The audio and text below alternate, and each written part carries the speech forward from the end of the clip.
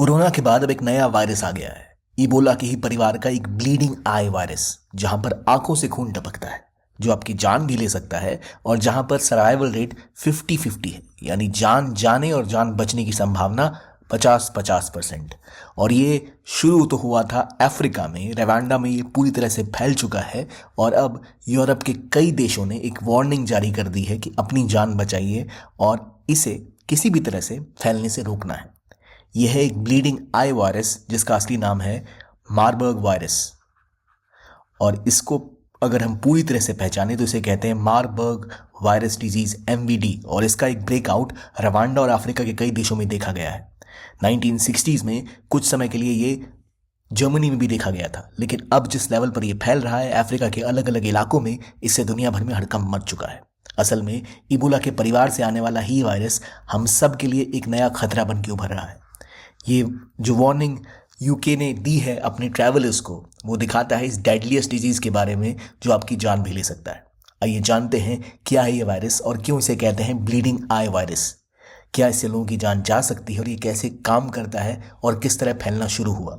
Welcome to ज्ञान कोश। सबसे पहले ये समझिए कि वायरस का नाम क्या है। इस वायरस का नाम है मार्बर्ग वायरस, यानी मारबर्ग वायरस इसका नाम है जिस वायरस से फैलता है। इसे कहते हैं मार्बर्ग वायरस डिजीज यानी MVD। अब अगर आप भविष्य में MVD का नाम सुने तो समझ जाइए कि एक और वायरस आ चुका है जो फैल सकता है एक व्यक्ति से दूसरे व्यक्ति में।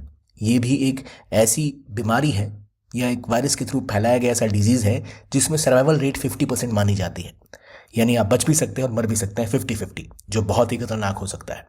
असल में 15 लोग जो अफ्रीका में थे उनकी मौत हो चुकी है इस बीमारी की वजह से, और 100 से भी ज़्यादा लोग इससे इन्फेक्टेड बताए जा रहे हैं। क्योंकि ये कंटीजियस वायरस है तो ये इंसानों के लिए बहुत ज़्यादा खतरनाक हो सकता है, क्योंकि इंसानों से फैल भी सकता है। और क्योंकि एक फेटल डिजीज़ करता है जिससे इंसान की जान जा सकती है, तो ये उसको हम कोरोना के लेवल पे भी रख सकते हैं, यानी दुनिया में एक और ऐसा कंटीजियस वायरस फैलने की तैयारी में है। इसमें आंखों के लाल हो जाने की वजह से और बॉडी में जहां भी कानों में नाकों से खून बहने तक की संभावना होती है, उसके बाद पूरी बॉडी पर ऐसे पैचेस बन जाते हैं और इसे कहते हैं मार्बर्ग वायरस डिजीज। इस डिजीज की शुरुआत असल में जैसे इबोला की हुई थी कुछ उस तरह से ही हो रही है, जो बैट के काटने से ये शुरू हुआ और उसके बाद स्किन वॉन्ड से ये शुरू होता है। आपके घाव होते हैं शरीर में, फिर रैशेस होने लगते हैं, उसके बाद आपके अलग अलग ऑर्गन्स में ये इम्पैक्ट करना शुरू करता है, यहाँ तक कि मल्टी ऑर्गन फेलियर भी हो जाते हैं। इसलिए इंसान की जान जाने की संभावना बढ़ जाती है। यहाँ से ये एक व्यक्ति से दूसरे में फैलना शुरू करता है। लेकिन ये शुरुआत हुई थी किसी बैट के किसी व्यक्ति को काटने से, ठीक उसी तरह जैसे इबोला या कोरोना की शुरुआत हुई थी। इस केस में लगातार आपकी बॉडी के अलग अलग फंक्शंस धीरे धीरे काम करना बंद करते हैं। इस डिजीज की आउटब्रेक की कहानी लगातार फैलती दिख रही है। Congo, Uganda, Kenya, Angola, South Africa, इन सभी राज्यों में पहले ये बीमारी फैल चुकी है, लेकिन अब की बार जो ये तेजी से फैली है वो है मुख्य रूप से रवांडा में। रवांडा से ये यूरोप में फैलने की संभावना है, क्योंकि अफ्रीका से बहुत से ट्रैवलर यूरोप का रुख करते हैं, इसलिए यूके जैसे देश पहले ही सावधानी बरत रहे हैं।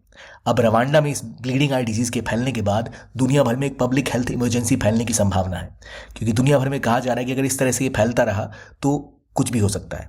ये एक एग्जाम्पल है जहां अंगोला जैसे देश में सोल्जर्स इस तरह से विक्टिम्स को बरी कर रहे हैं, जमीन में गाड़ रहे हैं ताकि ये बाकी जगहों पर ना फैल सके। ये तस्वीरें हमें उसी काले समय की याद दिलाती हैं जब कोरोना पूरी दुनिया में फैल गया था। इसलिए WHO और दुनिया भर की संस्थाएं फिर इस बार थोड़ी तेजी के साथ इसको कंट्रोल करने की कोशिश कर रही हैं।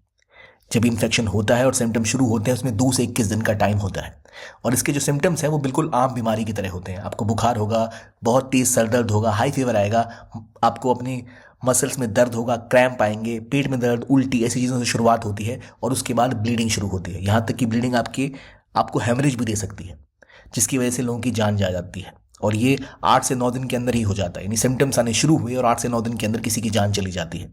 अभी तक इसकी कोई अप्रूव्ड वैक्सीन नहीं डिज़ाइन की गई है।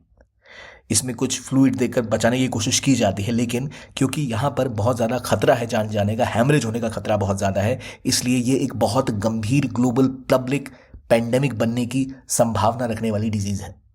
तो अगर ये ब्लीडिंग आई वायरस, ये MBD इसी तरह बढ़ता रहा, ये मार्बर्ग वायरस, इंडिया में फैल गया तो सोचिए किस हद तक ये चीज़ों को नुकसान पहुंचा सकता है, जहां ऑर्गन फेलियर और डेथ की संभावना होती है। आपके ऑर्गन्स काम करना बंद कर देते हैं, आपको इंटरनल ब्लीडिंग हो सकती है, आपका ब्रेन हैमरेज हो सकता है और यहाँ तक कि आप उससे मर भी सकते हैं।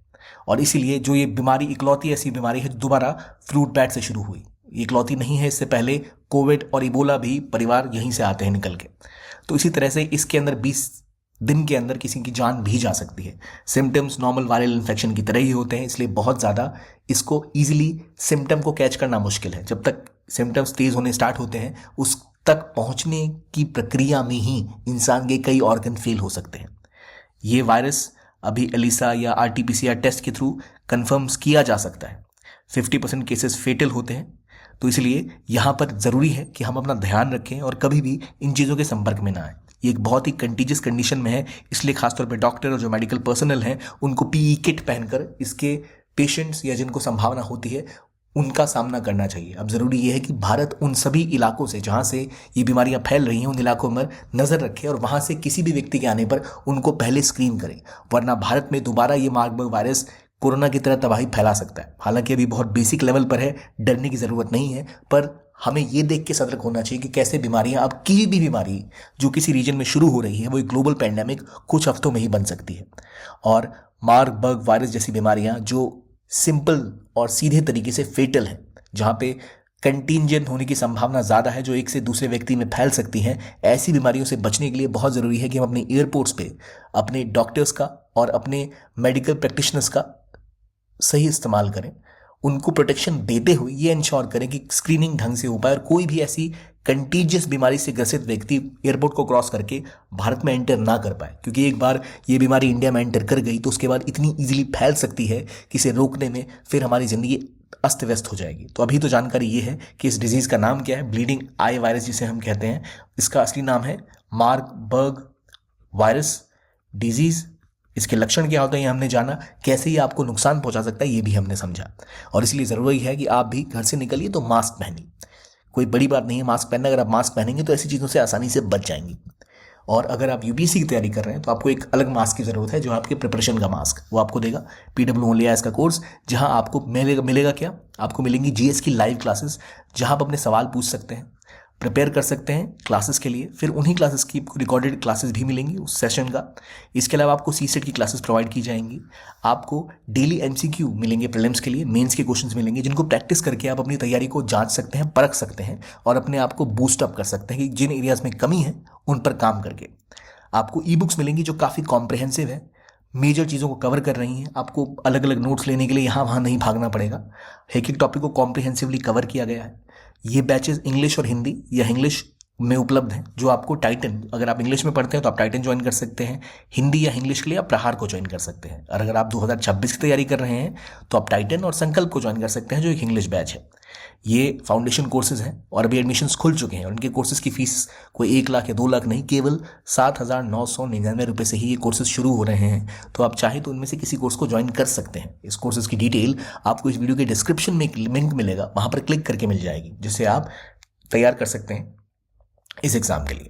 ये सब आपको तैयार करेंगे इस एग्ज़ाम के लिए और आपकी प्रिपरेशन को एक होलिस्टिक ओवरव्यू देंगे। तो अगर आप इंटरेस्टेड हैं तो डू ज्वाइन इट, लिंक आपको डिस्क्रिप्शन में मिल जाएगा। ये था आज का वीडियो, देखने के लिए बहुत बहुत धन्यवाद। सतर्क रहिए, अपना ख्याल रखिए और MVD को भारत में आने ही नहीं देना है सरकार से, ये उम्मीद रखिए। Have a nice day.